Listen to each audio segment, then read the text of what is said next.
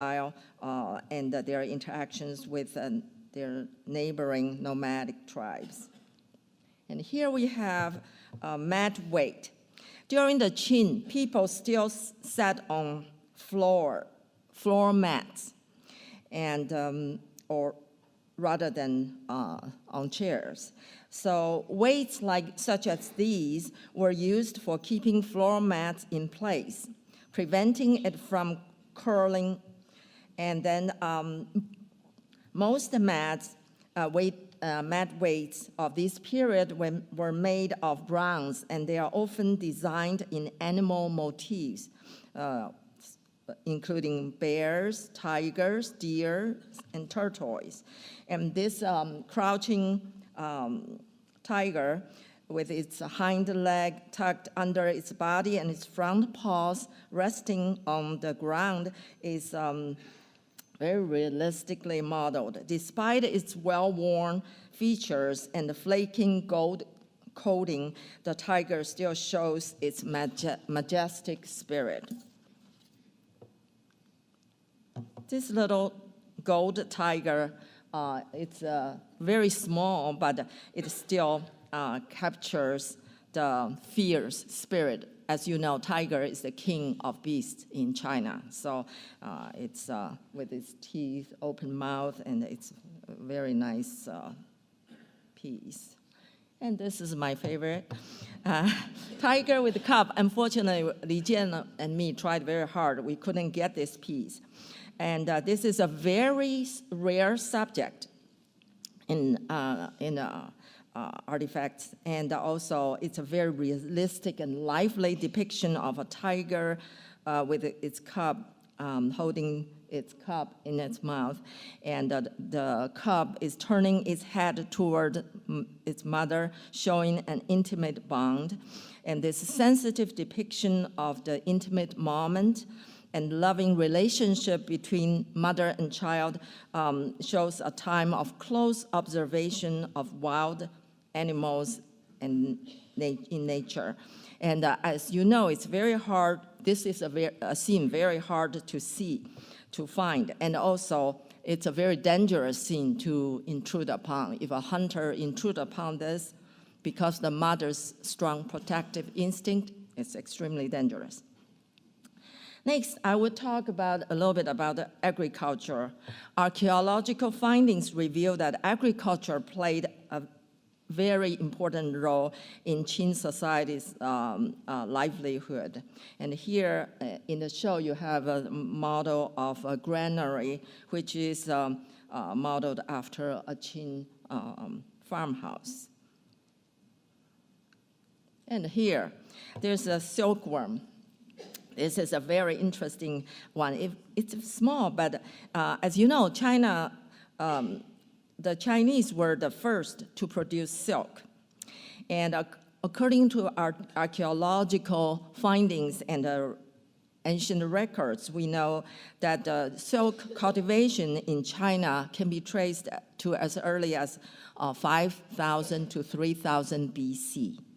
And by the Qin dynasty, sericulture was considered as important as agriculture. And silkworms were depicted in stone and pottery as in the beginning of the Neolithic period. Finely carved jade silkworms were also found in the Shang and Zhou burial sites.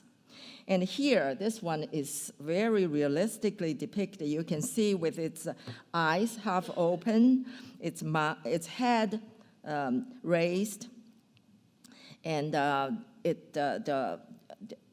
you can also see the segmented body, the small legs, and a little tail horn, which I just learned about silkworm with the tail horn. And unlike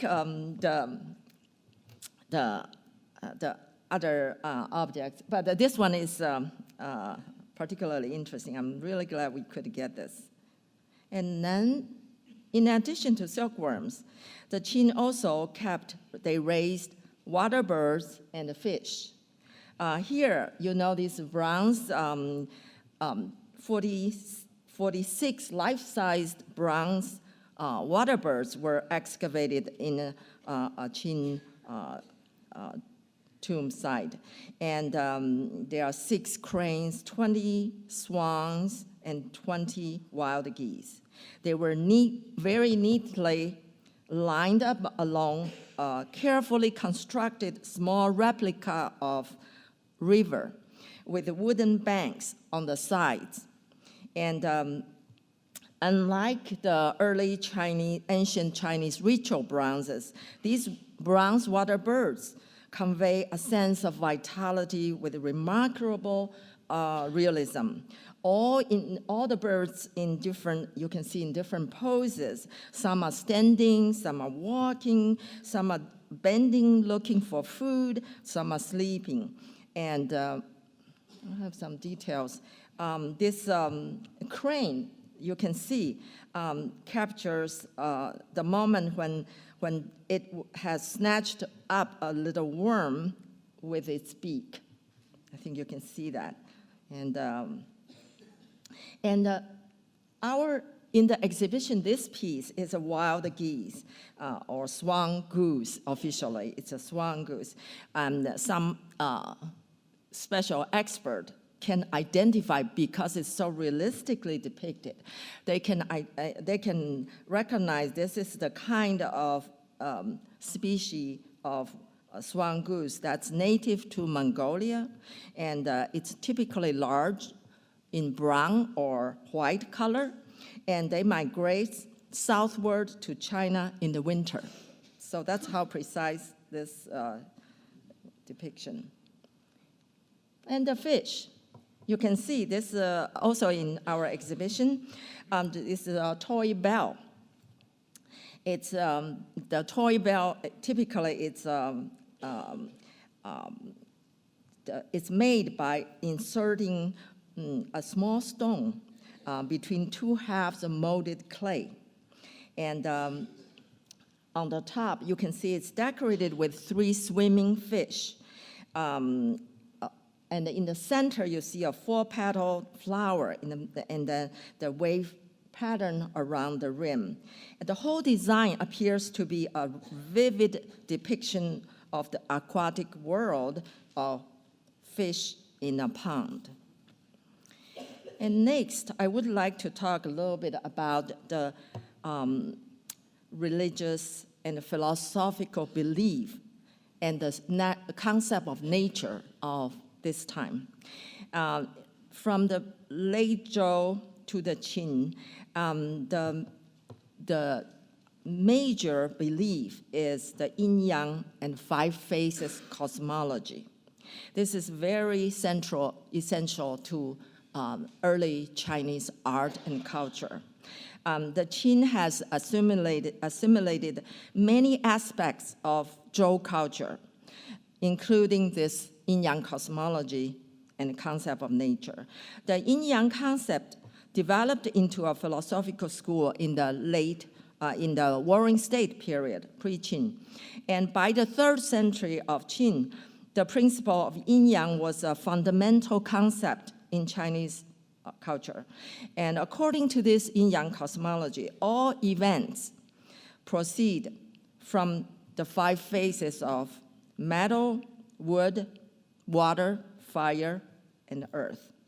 And cyclic in nature, the 5 phases succeeded each other, and they are associated with the seasons, colors, directions, and virtues, and even animal symbolism. According to this cosmology, yin-yang are the 2 opposite but complementary principles that regulate the functioning of the cosmos. Based on this, Chinese interpret nature and the animals and their interaction with their surroundings. They explain, for example, animals have yin animal and yang animal, and some yin animal roam in the yang world. It's very complicated. I'm not going to go into that. Therefore, animals in China is not just a beast in nature. They are a living symbol. And what I want to emphasize here is during this Qin time, I want to use phoenix and dragon, these two mythological creatures, as the symbol of yin and yang. And I use this archaeological material. These are the two in color are Warring States period silk paintings, and they were used for funerary rituals. And these are the best examples to illustrate the prevalent, the yin-yang cosmology prevalent during the late Zhou and Qin. And both of these two silk paintings were excavated from the Chu State tomb, dates in Hunan Changsha, dates to 5th to 3rd century BC. And this type of paintings were used for funeral rituals from late Zhou to Han.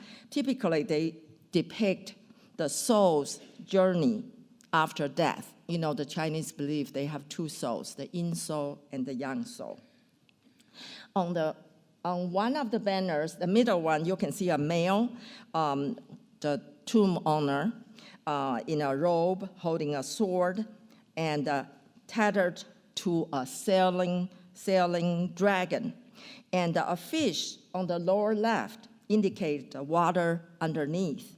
And a little bird perched on the upturning tail of the dragon reveals the higher realm. I know it's a little hard for you to see, but since this is not my main focus, but I just want to introduce this. And then a similar banner excavated around the same time, also in the late the Zhanguo period, late Zhou, depict a female. You can put it together, it really helps you to see. A female, this is a slender woman wearing a flowery, decorated robe, and then hovering above her, in a central and dominant position, you see a large flying phoenix. And if you look closely, you see that ladies' joined hands are connected to the phoenix leg with a string. Basically, I believe these two are both used to depict the journey of the soul back to the yin and yang world.